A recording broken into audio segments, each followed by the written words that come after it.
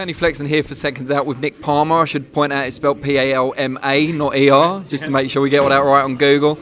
You're the strength and conditioning coach for James DeGale. You've been in that role since before the Badu Jack fight, I believe, so a number of years now. First of all, just tell us how you guys came to work together. Well, to be honest, James just walked into the gym one day. In terms of location, it worked well for him. I think he was at a point in his career where he'd recognised that boxing ability alone, wasn't going to quite cut it, and that other fighters were looking to do more in terms of raising the strength and conditioning, looking into nutrition, all these things. So he actually came to us, and then just took it from there, really. Yeah. So. And how does the structure work? So how many days a week or sessions a week do you see him? I'll see him twice a week all the time, and then when we sort of get into camp in the build up to a fight, it will be 3 sessions, and then in terms of we also do his recovery work, so things like massage and stuff like that as well. So it can be up to 4 or 5 times a week. Yeah. And what do you focus on? What are the main areas that you focus on during a fight camp? There's a lot of things. Obviously, the latter stages of his career, it's mainly been about making sure reducing the risk of injury. Because that's the main thing that's kind of held him back in the last few fights.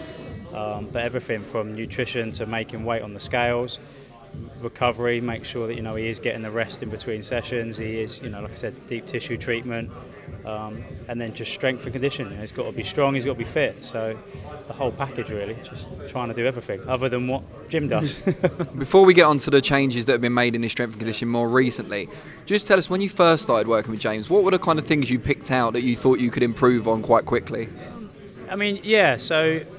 Initially it was very obvious that nutrition-wise there was a lot of improvements he could have made. So we looked to really tidy that up in terms of the food choices he was making. I wasn't particularly happy that he was making weight by doing water weight and fasting and just real extreme measures to get on the scales. Yeah, so the first we really homed in on was just introducing him to just eating a well-rounded sort of balanced diet, but eating for purpose rather than just seeing food as something totally wasn't associating what he was eating to sort of his body and how it helped him. Kind of food as fuel. Exactly that, yeah. So just improving his knowledge as well. And again, I'll credit the family, like they've taken that responsibility on now. So the whole family get involved in making sure that he's well fueled now. What were his main kind of nutrition vices previously? Did he have a sweet tooth? Or?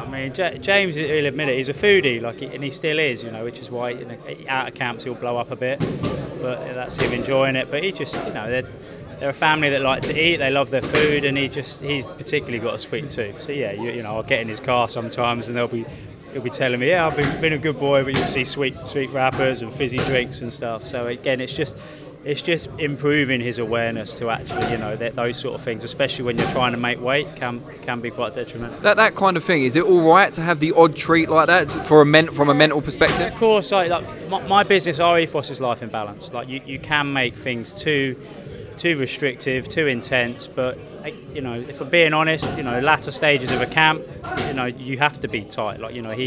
He's got a job to do. He has to be on weight. And so yeah, in those stages of a camp, but in terms of over the course of the year, the odd dessert, the odd treat and stuff is actually quite good for him. He's burning so much energy all the time that it's not the end of the world for him. It's actually probably quite good for him to have a bit, but just not when you're trying to make. He walks around a stone heavier than what he boxes at. So it's just under those circumstances you need to really tighten things up. You need to really be on him and make sure that he's not going to come in heavy ultimately. So. And how do you and Jim McDonald coordinate your different sessions and schedules to work together so that you're both giving him what he needs? Jim and I, we speak regularly. Obviously, the last few fights have been in America, which has helped. So, the latter stages of the camp, we're with each other 24/7, which is nice. But yeah, we just coordinate what the week's going to look like. So ultimately, the priority is when's he sparring. So obviously that, we don't want to be doing too much before that. We don't want him getting in the ring sort of already fatigued from a tough session, all that sort of stuff, yeah. And then this camp, like I said, we've just mixed it up a little bit, where he used to do a lot of distance running and track work, and so we've had to kind of knock down the head because of it was doing more damage than good at this point.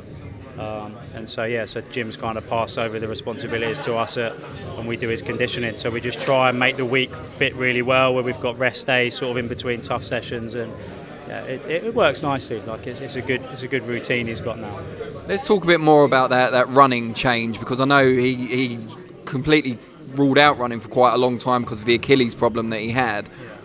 What was the reason for the injury in the first place? And also, what have you done to replace the conditioning that would have come from running in the past?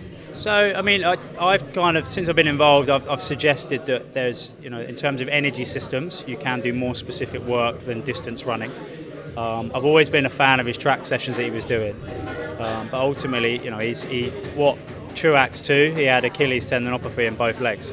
So you're trying to box, which is obviously he's on the balls of his feet, he's trying to move around, and you can see he was flat-footed. And so ultimately, let's look at what the primary function of objective of training is, that when you get in the ring, you're at your physical best. Yeah. And the running was exactly right. So the running was just proving to do the opposite. It was, it was making him hurt, it was making his knees ache. So we kind of looked at it. I then me and Jim discussed how we can replace it with a non-impact. So we use things like the Airdyne, which is, you can get, in terms of cardiorespiratory conditioning, it's unbelievable, but it's not. The Airdyne's like a bike, but taken to the nth degree. So you're using your upper body, which I think is a bit more transferable to boxing than running, but what it allows James to do is get really uncomfortable, do a lot of work, but the next day he wakes up fine. Whereas when he was doing the long runs or the tracks, he's waking up sore 2-3 days later, and you can see he's got heavy legs, and ultimately, it was just breaking him down too much. Any swimming or vertical climber? Yeah, he actually introduced that. So he's got a good facility up near where he lives in St Albans. So he's been doing that, just a bit more recovery emphasis. But it's because, again, it's just that mindset. You want to feel like you're doing something, but sometimes you just have to hold back a bit. He uses that for his lower impact, well, like I said, more recovery based days. Swimming. And then we do all the intense stuff at our place on the Airdyne. And so, what do you think that will change about him in the ring on the night? I mean, the main thing for me is, since I've been involved, we're yet to see the training change and him be injury free. Look at Badujat, he had a shoulder problem. Truax 1, he rushed the rehab. I'll hold my hand up, we all rushed the rehab. Truax 2, he had the Achilles problems. So I'm looking forward on the night to seeing, obviously, him fitter and stronger from the training, but also just actually be able to function at 100%. He's not going to have Achilles issues holding him back. He's going to be able to use his front hand. Just all these things that unfortunately have just kind of held him back in his last few performances. Looking for everything to come together nicely, hopefully. Brilliant. We really appreciate your time, and best of luck next week.